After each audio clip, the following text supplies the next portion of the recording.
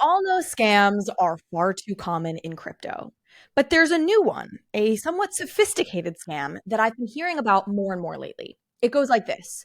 A reporter from XYZ respectable outlet reaches out to a person saying that they want to write an article about that person, their project, their company, etc. As an example, I recently heard about somebody who spent 2 hours on a call with somebody they believed was a Forbes reporter, only for them to realize that the recording software they had been asked to approve at the start of the call, thinking that that was the way the Forbes reporter was going to record the conversation, had actually been a way for this reporter to access their computer, thereby trying to scam them. Now, fortunately, this particular individual figured this out before the fake Forbes reporter was able to really do any damage. But it just goes to show that the bar is being raised on the level of sophistication around these socially engineered scams. Like I said, this is one of many, genuinely 4 or 5 of these fake reporter scams that I've heard of recently. But the story I want to talk about today is one that went truly off the rails for the scammer, where in the end, it was the scammer who got played. But before we get into that, if you are enjoying these videos, please do consider subscribing to the channel or to the podcast or leave a comment, a tweet. I really do appreciate all of your engagement. And with that, let's dive into it. So this all starts on November 22nd, when an artist who goes by Stevie P on Twitter received a DM from somebody named Randall Evans III, saying he was from the Wall Street Journal. And Randall says this, as read by an AI who is doing Randall's voice for me. Hello, Stevie. My name is Randall Evans III, and I am a journalist with the Wall Street Journal with a strong interest in generative art. I have been following your work closely and have been impressed by your expertise and insights in generative art. I am working on an article focusing on the fascinating intersection of NFTs and generative art, and I am writing to request an opportunity to interview you and delve deeper into the concept of generative art within the realm of NFTs. Now, Stevie P posted a long Twitter thread about his experience working with this Wall Street Journal reporter, and that's how this all got on my radar. So I reached out to Stevie, and you'll be hearing parts of my conversation with him throughout this episode. Now, it's important to know that at this point in the story, when he got this first message from Randall, Stevie was open to the idea that this was real. He thought it was possible that the Wall Street Journal was doing a piece about generative art and that he had been reached out to. But there were certainly some red flags. Randall Evans III has deleted his Twitter account, so I can't show you that, but he still has his LinkedIn up. And it has some curious behaviors. For example, Randall Evans III, I love calling him that, lists himself as being an intern with the Wall Street Journal, but he lists his internship with the Wall Street Journal under the category volunteering. Now look, I get it. Everyone knows that media jobs do not pay well. And as somebody who, works in the media industry, I get what an unbelievable public service this is, just akin to feeding the homeless, mentoring a young, underprivileged child. Really, you might as well call this volunteer work. Still, a little bit of a strange formatting decision. Another red flag was that all of Randall's work up to this point had been in sports journalism for middling to completely irrelevant sports publications. So he had not written about art, let alone generative art and NFTs. But no matter, people can have varied interests. That's fair. But now there's something else you should know about Stevie P, the artist in this case. And that is that Stevie's work is built around scams. That's right. Stevie is basically a performance artist who plays with the ideas of like a scammy aesthetic and perpetrators of scam.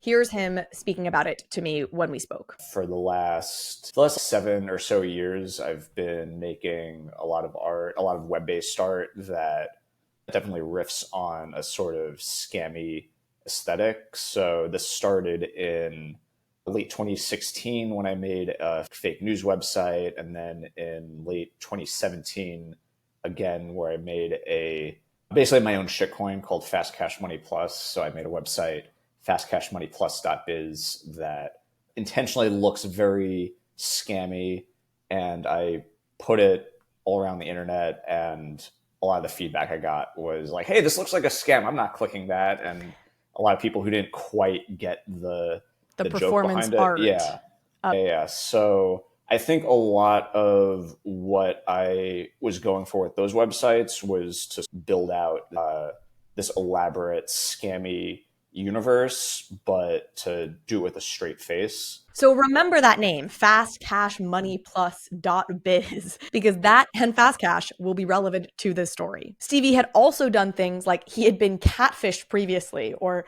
on a dating app, a person pretending to be WWE fighter Mandy Rose had matched with him and then had a very strange conversation trying to pretend to be Mandy Rose, asking for like iTunes gift cards and things from him.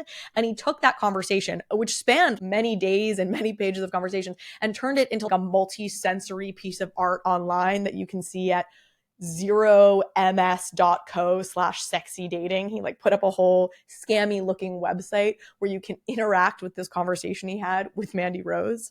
So this is the kind of thing he does. And he is now being approached by a presumably scammer to write a piece on his art while he's being scammed. Anyways, let's continue with the story. Naturally, Stevie goes along with this process because in his head, he's like, this is a win-win. On the off chance that this is real and the Wall Street Journal is actually doing an article on generative art and wants to quote Stevie, awesome, huge win. If he is being scammed, great, he can turn this into a piece of art. It's a win. So naturally, he moves forward with Randall's process. He gives him his email address so that Randall can email over his questions for this Wall Street Journal article. The email address that Stevie gives to Randall is fastcashmoneyplus.biz@gmail.com. And the name that is registered to that address, so the name that you see when you email this address, is Rich Quick. If you're watching this on the video, you'll see what I'm talking about. Now, at this point, you might think that Randall Evans III starts to think that maybe the person on the other end of this is onto him a little bit, or is aware that Randall is maybe not being straight with him. But if he suspects anything, Randall does not show it. Randall proceeds to send him 5 questions, and that's probably a generous term for what he sent over, that he would like Stevie to answer for this article. Nor does Randall seem to have any reservations about the answers that Stevie gives to Randall's questions. And I use the term questions there somewhat loosely. So for example, the very first question that Randall sends him says, your journey as a generative artist and how you discovered the potential of NFTs in showcasing and monetizing your work. Obviously not really framed as a question, but you get the gist. And Stevie's answer to this is, the genesis of my exploration into generative art was rooted in the fascination with scams, the artful construction of alternative realities. And it goes on like this for all 5 questions, where every answer is some sort of highfalutin, overly intellectualized answer about the art of scams. And in fact, Stevie told me that he had quite literally just told ChatGPT to give answers from the perspective of an artist who was over-intellectualizing art and scams and riffing on this concept. Randall, however, seemingly unperturbed, responds, Good morning, Stevie. Thanks for your contribution. I have to commend your work. Your answers were nicely put, sir. I will begin work on the article shortly and get back to you. It is at this point that the conversation between Stevie and Randall moves over to WhatsApp, and they go back and forth for a little bit. And Randall Evans III tells Stevie that Stevie's answers to his questions were so good that they're actually going to shift the focus of the piece from being a general one about generative art and NFTs to Stevie's work specifically. So generous. And they even proceed to have a conversation over WhatsApp about scammers. This one is crazy. I'm going to have AI read this for me back and forth, starting with Randall. Do you believe scam itself is an art? I don't believe real scams, which prey on unconsenting victims, are art. The people who do that are absolute subhuman trash, and I have no respect for them. But I think the structure of scams are interesting. What do you think? I completely agree with you. Real scams that exploit unsuspecting victims are not art at all. Those who engage in such activities are truly despicable. Remember, this is a man who is trying to scam another man. And in the literal middle of trying to scam this person, he is going along with them saying, yeah, people who scam other people are total trash and despicable people. And it is unclear to me, and I would love everyone's opinions at the end of this video, if Randall, the scammer, understands the irony of this. I genuinely still, again, knowing this whole story, don't know if Randall has any self-reflection over this conversation. But let's move on. Sometime after this, Randall Evans III, I just like using his whole name, Randall Evans III sends Stevie the written piece. Now, it's a bit of a mess with like punctuation issues and grammatical issues and all sorts of stuff, but in general, it's a written piece that does talk about what he and Stevie had been talking about. And he tells Stevie that the only thing left to do, the only thing standing in their way between where they are right then and publication in the Wall Street Journal is for Stevie to sign basically an authorization form from the Wall Street Journal saying that he approves the quotes that he gave being used and attributed to him, which this is where, if you didn't know before this whole thing was a lie, you gotta know now, because trust me when I say news publications do not ask for you to additionally authorize them to use your quotes if you've already spoken on the record, even if you just haven't specifically said off the record, they will use those quotes without any qualms. Because if the process were this way, if the process required an authorization form, and if you could see the piece before it went out, which is what happened in this case, Elon Musk would have a very different relationship to every news media outlet that exists today. And in fact, this is actually the moment that Stevie told me he became quite confident that this whole thing was fake. You can listen to him here. At a certain point, I was 50-50 of I have no idea if this is true or not. And then once he sent me the email where the Wall Street Journal needed my signature for something, and it was just terribly formatted with just like, it was all blacked out. Like my confidence went down to like, okay, I'm like 10% sure that this is a real thing. So at this point, Stevie knows that what's happening is fake. But what's interesting is he still doesn't really know what the attack vector is. Like he doesn't know how the scam is being perpetrated. In the case of the signature for this authorization form, there were so many formatting issues with the authorization. I mean, it came through, first of all, in the body of an email, but all the text had been highlighted black. So you really couldn't read it unless you really get up close and squint. So Stevie had just recreated the text as far as he understood it in a separate document, downloaded it as a PDF, signed it, and sent it back to Randall. Again, there wasn't anything there that seemed like he had to download something. There was nothing to suggest that he was trying to hack his computer with this. So again, you're left wondering, like, where am I getting attacked? When is he going to ask for something? Well, it's coming, folks. Don't you worry. On the morning of December 2nd, which is when this article was supposedly getting published in the Wall Street Journal's Future of Everything series, Stevie gets a message from Randall Evans III saying that Randall is having the worst day. Again, here is AI voices recreating this conversation. Randall kicks it off. Oh no, and about the article, man. I get to find out late last night that my article has been canceled, and the editor-in-chief had told me I submitted the best article. And it pains her as much as it pains me that you wouldn't get to publish my work. To be clear, by the way, any grammatical errors, that is likely not the AI misreading this. That is just the way that it was written. And also, yes, the Wall Street Journal, the editor-in-chief of the Wall Street Journal, personally wanted to reach out to this intern to tell the intern how much they loved their work and how devastated that the editor-in-chief of the Wall Street Journal was that they weren't going to be able to publish this intern's particular piece of work. In any case, Stevie responds, Oh no, is there anything that can be done? I'm sorry, man. I believe someone bribed the editorial board. That's why they changed their mind. Everything was settled up until last night. It's just so annoying how the system is so corrupt. Ugh, so corrupt. That makes me so angry. You don't know half of it. It's America, and nepotism/racism. Completely outrageous. This shakes my confidence in the American journalism institution. It should. They can publish my work as planned if I can come up with $3,000. And I don't know where I can get that kind of money. I wasn't going to involve you, sir. I was thinking maybe you could help. I only have an hour to come up with the money, sir. The article that is either mine or not mine is getting published by 12 a.m. New York time. Aha! So we have reached it. We have reached the moment. So first of all, this is interesting. If you didn't pick up on the way that that was phrased, he says, I wasn't going to involve you, sir. And then the next sentence is, I was thinking maybe you could help. So again, a little bit weird to follow. But I think the critical piece here is that he says, I only have an hour to come up with the money, sir. The article that is either mine or not mine is getting published by 12 a.m. New York time. And that is the hallmark of anybody getting scammed. If you don't know this already, if you feel like somebody is asking you something, if you're having an interaction online, if something is going on and your heart is racing and you feel like there's a sense of urgency, the likelihood that you are being scammed is very high. This is what scammers do. They create the sense of urgency so that you don't have time to think it through, that you're just acting on impulse. In this case, clearly what Randall is hoping for is that Stevie was so excited that he was going to be profiled in the New York Times that he's thinking, wow, this is such a good opportunity. He's like, oh my gosh, there's an hour. You know what? $3,000 isn't that much money for me. Let me just send it over real quick so that I can make sure the article with my own name in it is the one that gets published. Now, obviously, at this point, Stevie is well aware that he's being scammed, so he's not going to fall for it. But that is just word to the wise. Urgency is the currency. It is the lifeblood of scammers.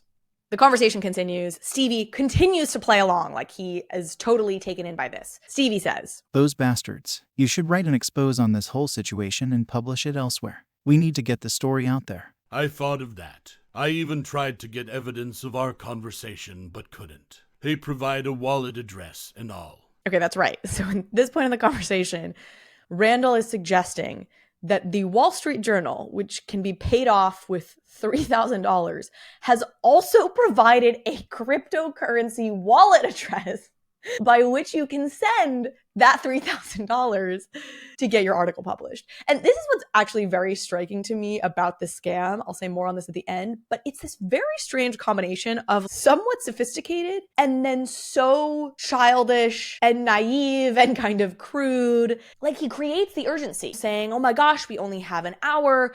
That's somewhat savvy in a way. He has asked for authorization on this. He's like, hey, the Wall Street Journal, my editorial board needs to get your authorization on this. And he sends this email that has all the correct signature components to it. It's a somewhat believable email address that it comes from. And then he does things like, here's their crypto wallet address, because this is how the Wall Street Journal extorts people, is with a crypto wallet. It's very strange to me. In any case, this is where Fast Cash comes back into the story. Stevie sends Randall a link to the Fast Cash, very intentionally scammy looking website where you can claim Fast Cash, saying, hey, look, I've just sent you $104,000 in Fast Cash. Why don't you use this to pay off the Wall Street Journal? And temporarily, Randall seems to accept this, but then comes back sometime later and says, thanks for no help. Now, at this point, Stevie is continuing to play along, saying like, what do you mean? Like, I just sent you all this money. Does this mean the Wall Street Journal is not going to publish the article? But the jig is mostly up at this point. I think my sense is that it is at this point that Randall really figures out, okay, fully Stevie is probably on to me. I'm not getting money out of Stevie. Stevie, of course, is known for quite a while now that this is fake. And so Stevie goes ahead and publishes this whole story in a Twitter thread in which he pretends to be a very earnest, guileless individual who was fully taken in and is now devastated that the corrupt Wall Street Journal has ripped from him his chance to be featured in the illustrious journal. So to give you a sense of what I mean here, the first tweet in this thread by Stevie was this: my weekend is ruined and I'm absolutely gutted, and it's all because of the shameless deterioration of journalistic practices at the Wall Street Journal. They've robbed me of a career-defining spotlight article, but they've also shattered the dreams of a young journalist. Here's what happened.